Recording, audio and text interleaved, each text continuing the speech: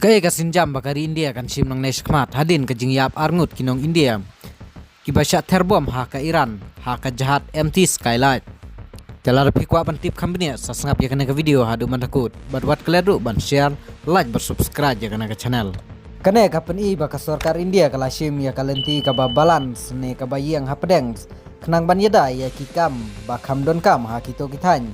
Ka India ka don ha katliu ka bajeliu bat ka bajwat namar ka jingmi ka Indian strategic diplomasi condolence ka jingsngosi ka India ka lapha ya ka khubor sngosi halor ka jingyap u Ayatollah Ali Khamenei lengba kelenti ki bayadei bat ka kam diplomasi kane kalong bannom penbitar ya ka Iran Henry ka India kam semla kren halor kumno ulayap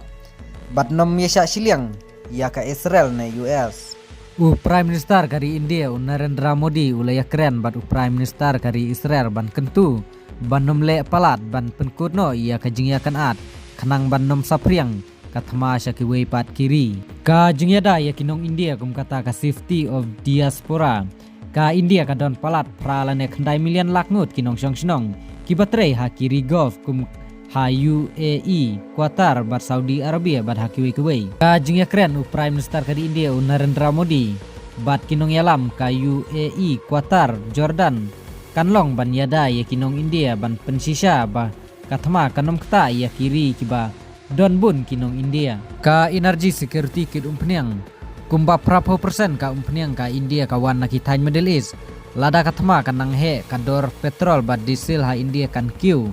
kumba lajia menta hadin ka jingkhang ya ka Strait of Hormuz ka dialog an diplomasi kalenti ka jingesuk ka India kadang yaine ha kanong rim bakathma kamde kalenti ka ban penbej ya ki jing ka New Delhi kala penbor babaro kiri ki de ban yashong lang ha ka mej ban yakren ban penkurno ya kane ka thma ka ba shirkhei namar ka jingyap u Kapten Ashish Kumar ha ka jahat MT Skylight ka India kala nang penkhalan ya ka jingpej ngor ha ki duriau ka Indian Navy kala don lupa ban yada ya ki jahat ki bakit umpniang ki badon kinong India खंडेत ngin yapai sa kajingkren मंत्री का तनात यादारी defence minister Rajnath सिंह एक परिवर्तन चल रहा है पुराने विचार पुराने ग्लोबल ऑर्डर पुरानी बिलीफ्स तेजी से बदल रही हैं और यही वह अनसर्टेनिटीज हैं जिन्हें हमें समझना होगा और अभी चल रही मिडिल ईस्ट की स्थिति इसका मैं मानता हूं कि एक ज्वलंत उदाहरण है आज जो वहां हो रहा है वह बहुत ही असामान्य है आगे चलकर मिडिल ईस्ट में या हमारे पड़ोस में परिस्थितियां